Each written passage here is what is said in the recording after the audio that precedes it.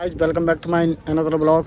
So today we are coming to Gwalior fort घूमने के लिए आज हम लोग आए हैं। तो यहाँ पे हम लोग ने आज गाइड किया हुआ है जो कि आपको आज पूरा महल दिखाएंगे। तो अंकल से मिलिए। क्या नाम है अंकल आपका?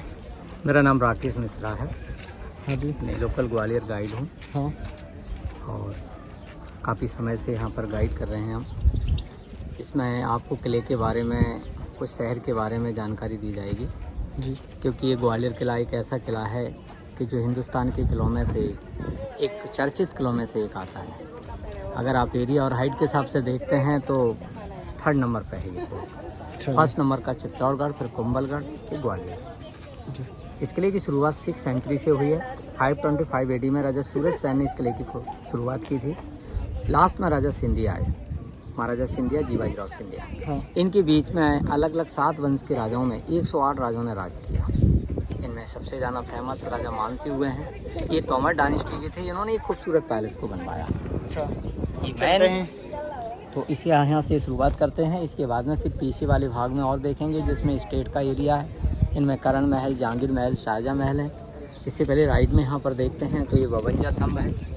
जो गुरुद्वारा यहाँ पर है, ऐतिहासिक गुरुद्वारे का इतिहास यहाँ से जुड़ा हुआ है क्योंकि गुरु हरगोबिंद साहब जी को जब नज़र कैद किया था इस किले के अंदर, तो उससे पहले यहाँ पर 52 राजाओं को कैद में रखा था। इसमें बहुत सारी पिलर्स हैं। अच्छा। पहले शिव जी का मंदिर था महाराजा मानसी जी के टाइम पर। हाँ। लेकिन जहांगीर ने इस मंदिर को चेंज करके इसको जेल बनाया था। जब जेल बनाया था तो इसमें चारों तरफ से इसमें 30 पिलर पैक कर दिए गए थे। शेष 52 थे। 52 ही राजा थे जो एक एक राजा को एक एक पिलर से बांध के रखा था। बाकी डीपली जानकारी अभी आपके सामने आएगी। ठीक। तो देखिए ग्वालियर किले पर ये सबसे ज़्यादा खूबसूरत महल, भव्य महल यहाँ आप जो देख रहे हैं ये महाराजा मानसिंह तोमर जी के द्वारा बनवाया गया था। ये 500 साल पुराना है। ये गुरु नानक देव जी के टाइम पर थे राजा मानसिंह। एक राजा मानसिंह जयपुर वाले थे जो अकबर के समकालीन थे, लेकिन इनका टाइम बाबर से पहले रहा है। बाबर 1526 में हिंदुस्तान में आए, लेकिन इनका टाइम बाबर से 10 साल पहले इनका पीरियड खत्म हो गया था। तो राजा मानसिंह का टाइमिंग जो रहा है और गुरु नानक देव जी का जो टाइम रहा है वो सेम टाइम रहा है। गुरु नानक देव जी का जो टाइम रहा है वो 1469 से लेकर 1539 तक रहा है। ये महाराजा मानसिंह का जो टाइम रहा है वो 1486 से लेकर 1516 तक रहा है। तो जिस समय ये महल बना था उसी समय का पेंट किया हुआ। ये सारे ओरिजिनल कलर हैं। मीनाकारी वर्क किया हुआ है। टॉप पर जैसे एलिफेंट बना हुआ देख रहे हैं आप। राइट साइड में टाइगर्स है, दूसरी लाइन येलो कलर में डक्स है, सबसे नीचे लाइन में मगर है। मगर गंगा जी का वाहन होता है, बतख सरस्वती का है, शेर दुर्गा का है। इनको देखने से पता चल रहा है किसी राजपूत राजा ने इस महल को बनवाया। ये सारा का सारा हिंदू डिजाइन में है। जितनी ऊपर गुम्बद बनी है सभी गुम्बदों के हेड पर गोल्ड प्लेट से ढका हुआ था। जब बाबर ने दिल्ली जीतने के बाद ग्वालियर आकर के खूबसूरत महल देखा तो बाबर ने इस खूबसूरती को देख करके जब बाबर ने बाबरनामा लिखा तो उसमें इसका वर्णन किया कि लेडीज़ के शरीर के ऊपर गले में जो सोने का हार शोभा देता है, इसी तरीके से भारत के महलों की श्रृंखलाओं में ये महल मानसिंह का महल एक सोने का हार है। इतने सुंदर था। ये जो गेट है ये इस किले के अंदर आने का मेन गेट है। ये प्रिंसिपल गेट है। इस गेट का नाम नीचे किला गेट, यहाँ ऊपर आकर के इसको एलिफेंट गेट कहा जाता है क्योंकि महाराजा मानसिंह यहाँ जब आते थे फोर्ट पर तो एलिफेंट पर सवारी करके आते थे, तो एलिफेंट गेट के नाम। अभी आप अंदर पैलेस के अंदर जा रहे हैं। चालू है ना?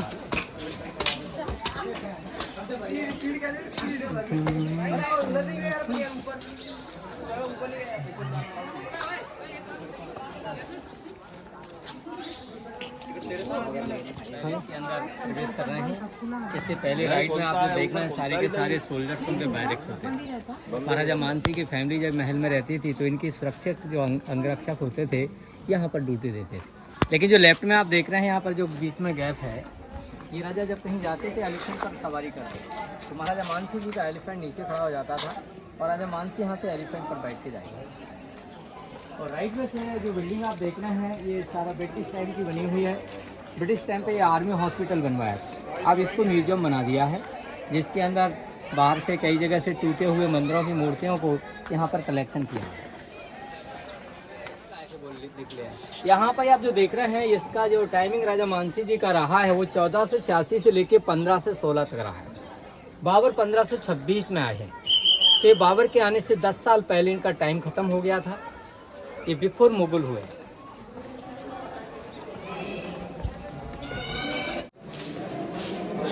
इसके अंदर जितने भी आप रूम देखेंगे हर रूम की कहानी अलग अलग है। लेकिन जिस रूम में अभी आप हैं ये संगीत रूम था, ये फर्स्ट नंबर का रूम है सुनाई का। पहले पर्दा चलता था, रानी हमेशा पर्दा यूज करती थी। तो इसमें आप यहाँ पर ऊपर देखेंगे तो इसमें 8 जालियाँ हैं और हर जाली के पीछे पर्दे डलते थे। पर्दे के पीछे बैठी हुई महारानियाँ नीचे बैठे जब संगीतकार संगीत प्ले करते थे उनको देख सकती थी, संगीत सुन सकती थी। लेकिन नीचे बैठे हुए संगीतकार लोग रानियों को नहीं देख सकते थे क्योंकि जालियों के पीछे पर्दे भी हुआ करते थे। स्टोन जो यूज किया है ये लोकल है, शाइन स्टोन इंटरलॉकिंग सिस्टम के माध्यम से फिट किया है। यहाँ से लेकर यहाँ तक का 1 पीस है, फर्स्ट वाले पीस में आउट करके सेकंड वाले पीस को फिट किया, ग्रुप बनाकर पूरा देखने को मिलता है।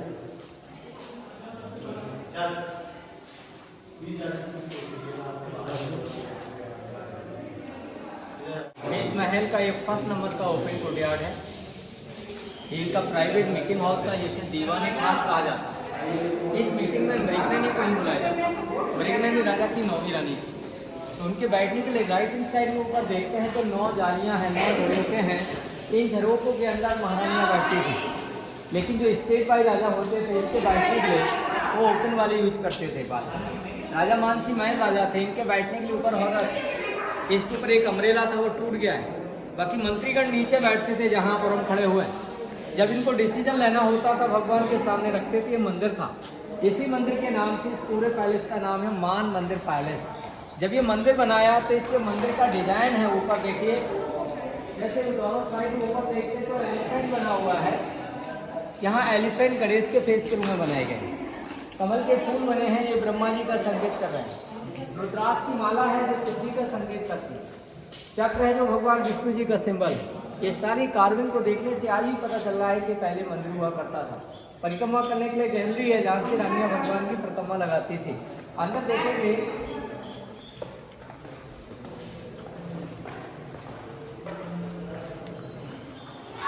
यहाँ पे एक प्लेटफॉर्म होता था। प्लेटफॉर्म के ऊपर भगवान विष्णु जी की मूर्ति विराजमान होती थी।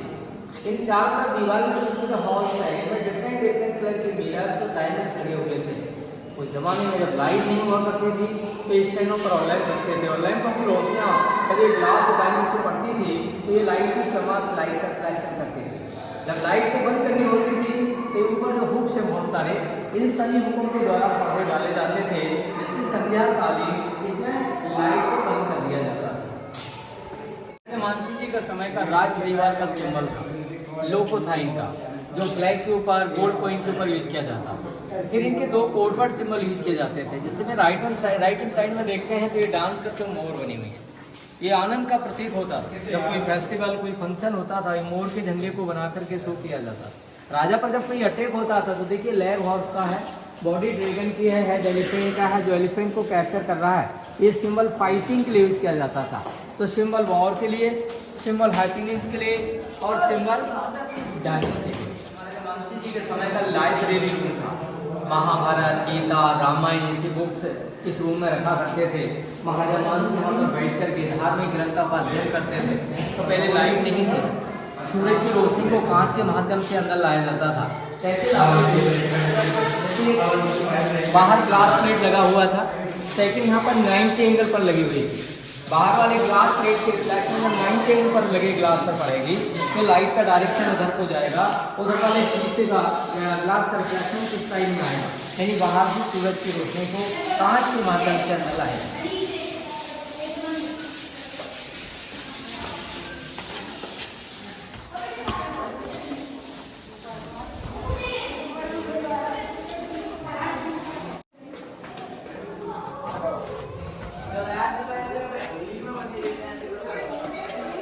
अब आप दूसरे ओपन कोर्टयार्ड में आ चुके हैं। इस ओपन कोर्टयार्ड के महाराजा मानसिंह के समय 3 नाम थे। इसको रंग महल भी कहा जाता था, शीश महल भी कहा जाता था और डांसिंग हॉल के नाम से भी जाना जाता था। 500 साल पहले यहाँ पर विदाउट लाइट के डीजे डिस्को जैसे सीन देखने को मिलते थे। तो जब लाइट नहीं थी वो डीजे डिस्को होता कैसे था, जैसे आप इस साइड में देखेंगे ब्रैकेट्स बने हुए हैं बहुत सारे और इस साइड में भी है, लेफ्ट और राइट में दोनों। तो यहाँ पर ब्रैकेट्सों में मिरर्स लगे हुए थे रंगीन रंगीन। इन मिररों के एक साइड से जब दूसरी साइड को लाइट का रिफ्लेक्शन करता था तो बीच में जो जॉइंट सेलिब्रिटी डांस करने वाली होती थी उनकी ड्रेसों पर भी मिरर्स होते थे, तो मल्टी कलर लाइट रिफ्लेक्ट होती थी। ऐसा देखने को मिलता था, ऐसा कुछ मुगल आजम फिल्म में देखने को मिलता है। तो इनकी 4 रानियाँ उन जालियों के पीछे अंदर बैठती थी पर्दे में, और 4 रानियाँ इस साइड में, राइट साइड में। जैसे जो जॉइंट सेलिब्रिटी डांस करने वाली रानियों को नहीं देख सकते थे, लेकिन रानियाँ डांसर्स को देख सकती थी। राजा मान सिंह और 2 गेस्ट ऊपर वाली बालकनी में बैठते थे, लेकिन इनका जो चीफ गेस्ट होता था उसे राजा से ऊंचा बिठाया जाता था।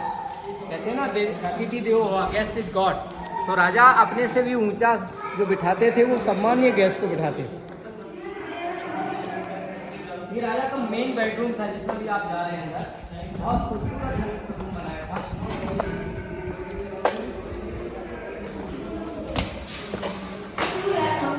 ये सबसे ज़्यादा खूबसूरत रूम था। ये महाराजा मानसिंह के समय का मेन बेडरूम था, समर बेडरूम। पहले के समय गेट नहीं होते थे, पर्दे डाले जाते थे। तो यहाँ पर 2 कूलर चलते थे विदाउट लाइट के। तो जब लाइट नहीं थी वो कूलर चलता कैसे था, वो सिस्टम क्या था उस समय का, वो देखिए। यहाँ पर 2 कूलर हैं, एक कूलर ये है और एक साइड में। कैसे चलता था कूलर? सामने हॉल है, ये हॉल में एक बांस का पाइप लगा हुआ था जिसके अंदर 2 फैन प्लेट लगी हुई। एक फैन प्लेट दीवार के बाहर होती थी, एक फैन प्लेट दीवार के अंदर होती थी।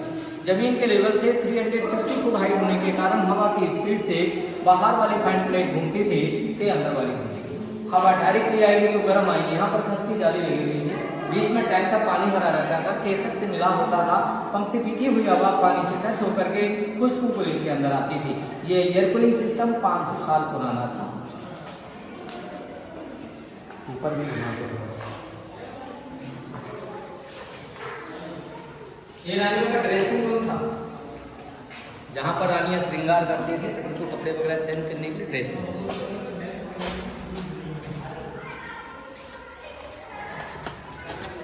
अब इस महल की खासियत है कि इसके अंदर बेसमेंट है, यानी तलघर हैं जो अभी तक खुले हैं। तो अभी आप नीचे बेसमेंट में जा रहे हैं, 1 मंजिल, 2 मंजिल, 3 मंजिल। फिर यहाँ से जाएंगे स्टेप बाय स्टेप, पहले वाले में, फिर दूसरे वाले में, फिर तीसरे वाले में, और जब निकलेंगे तो डायरेक्ट ऊपर आ जाएंगे आप।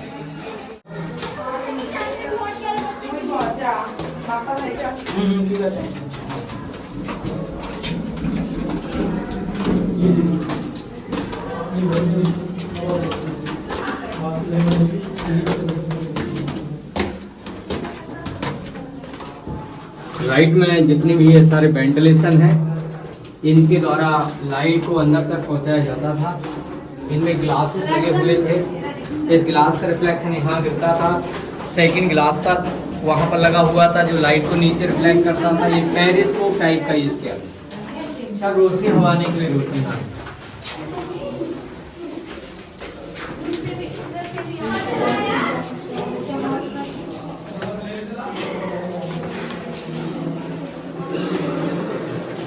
अभी जिस रूम में भी आप हैं, ये -1 फ्लोर है।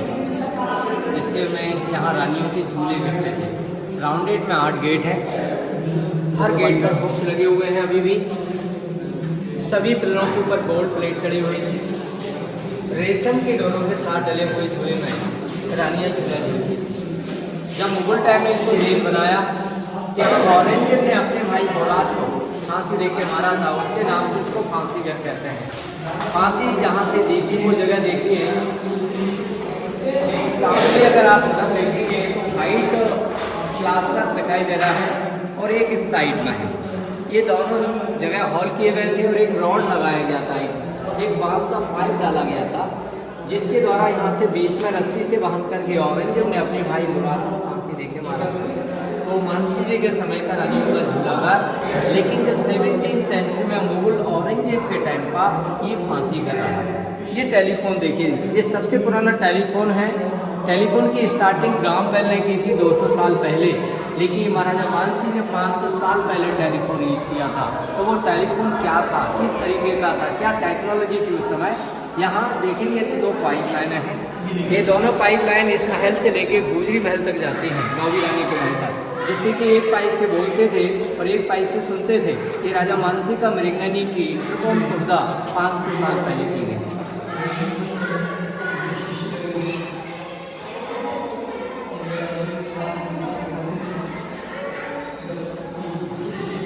सर लाइट हवा के लिए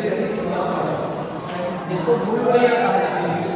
भूल भुलैया क्यों कहते हैं कि हर रूम के 3 रास्ते हैं। एक रास्ता उधर सामने से जा रहा है, एक इधर सामने से जा रहा है, एक लेफ्ट से जा रहा है।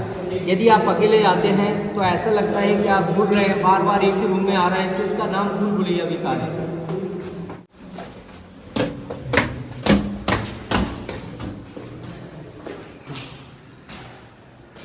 राजाओं के महलों को देखा है, हर जगह आप जो देखते हैं राजपूत स्टाइल में जितने भी महल होते हैं उनमें गेट छोटे मिलते हैं।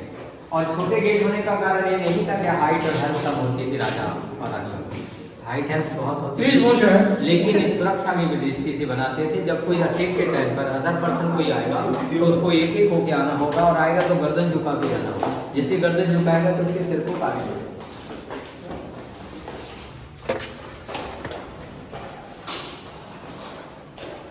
ये स्टेशन झूला करता है, ये सेकंड फ्लोर में आ गया। और सेकंड में देखेंगे 2 बॉक्स हैं, इनके द्वारा बीच में ये बड़ा झूला करता था, जहाँ राजा रानी एक समय एक साथ बैठ करके झूला ले सकते थे। वो जो देखा पहले वो सिर्फ रानियों के लिए था, और ये राजा रानी के लिए किया जाता था।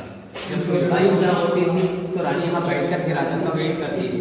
खिड़की के बाहर झंडा लगा रहता था, वो झंडा यहाँ से दिखाई देता था। जब राजा मानसिंह की डेथ हुई, झंडे को झुकाया गया और उनकी सारी रानियों ने आग में जल करके जौहर कर लिया। तो जिससे उन्होंने जौहर किया था वो अभी माइनस के लेवल में अभी आप देखने जा रहे हैं।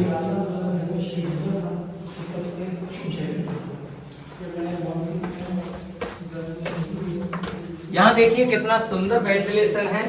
ऐसा स्ट्रक्चर और आपको कहीं देखने को नहीं मिलता है, जिसमें उस समय की इंजीनियरिंग वर्क देखिए कि जैसे उस साइड में सर्कलों में ग्लास लगे हुए थे, इनका रिफ्लेक्शन इधर वाले जीनों पे आता था, इधर वाले सर्कलों में लगे हुए ग्लास का रिफ्लेक्शन उधर वाले जीनों पे जाता था।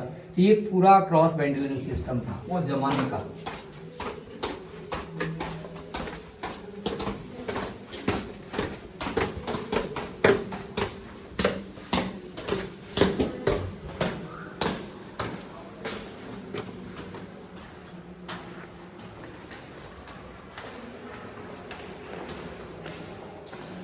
ये -3 में आ गया है और ये छोटा सा टैंक कितना नहीं था, इसका एरिया 12 का था, जिसमें केसर से मिले हुए पानी में रानी स्नान करते थे।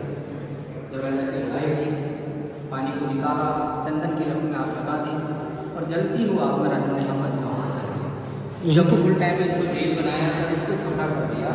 अभी लोग आते थे, इसमें कई लोग लाइट चले जाने के बाद में ऊपर को देखते हुए इसमें लोग गिर जाते थे, इसलिए सेफ्टी के लिए जाल डाल दिया है।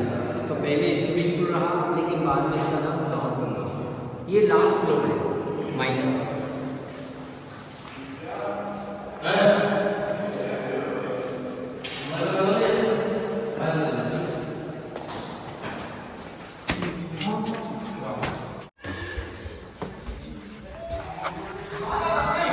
देखिए इस महल से लेके राजा की 9वीं रानी के जो महल सिटी में है, भूजली महल के नाम से, वहाँ से इस महल को सुरंग के रास्ते के साथ जोड़ा है।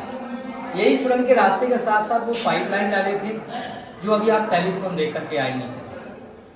तो भूजली महल से 3 साइड बढ़ता था रास्ता, एक आगरा, एक झांसी, एक नरबा। ये डायरेक्ट नहीं होते थे, 1 और आधा किलोमीटर की दूरी तक अंडरग्राउंड में जाते थे। जंगल में रास्ता कहीं खुलता था जो सिर्फ मेन लोगों को पता है, इमरजेंसी टाइम पर ही रास्ते से यूज किया जा सकता। रास्ता रियली ये था, ये सिर्फ दुश्मन को कंफ्यूज करने के लिए सस्पेंसेस दिखाया जाता था, रास्ता होता नहीं सस्पेंस। तो राजा ने उससे शादी क्यों की, राजा ने उसका महल क्यों अलग बनवाया? जो राजा की 9वीं रानी थी, 8 रानियां सैंग पास की थी, 9वीं रानी एक गरीब परिवार की थी। उससे शादी करने के 2 कारण। एक कारण था 8 रानियां थी, पुत्र नहीं था। एक बार जब राजा शिकार खेलने निकले तो जंगल में इन्होंने क्या देखा कि एक बहादुर खूबसूरत लड़की भैंस से लड़ रही है, जंगली भैंसे से। इतनी स्ट्रांग थी वो कि लड़की लड़ते हुए उस भैंसे को हरा देती है। राजा बड़े इंप्रेस हुए, उस लड़की से नाम पूछते हैं कि आपका नाम क्या है। उन्होंने अपना नाम बताया नन्नी। नन्नी माने छोटा होता है।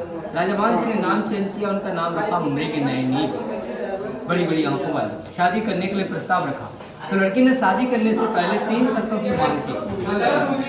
राजा ने उनकी तीनों शर्तों को मान लिया। लड़के ने पहली शर्त मांगी कि आपकी रानियां पर्दा नहीं रखेंगी, हम पर्दा नहीं रखेंगे। दूसरी शर्त, आप जुए लड़ने जाएंगे, जंगल में शिकार खेलने जाएंगे तो हम साथ में रहेंगे। तीसरी शर्त, हम आपकी ग्वालियर के पानी को यूज़ नहीं करेंगे, क्योंकि हमारे अंदर जो पावर है, जो ब्यूटी है, वो हमारे राई गांव के पानी का कारण है। ये शर्त को मुताबिक पूरा करने के लिए राजा ने इस किले के ऊपर महल बनवाते हुए महल को किले के नीचे बनवाया, जमीन से 2 मंजिल नीचे अंडरग्राउंड में किया, जिससे कि स्लोप में पाइपलाइन डालते हुए उस महल के अंदर तक पानी को लाया गया, जो महल सिटी में ग्वालियर गेट पर अलग से बना है।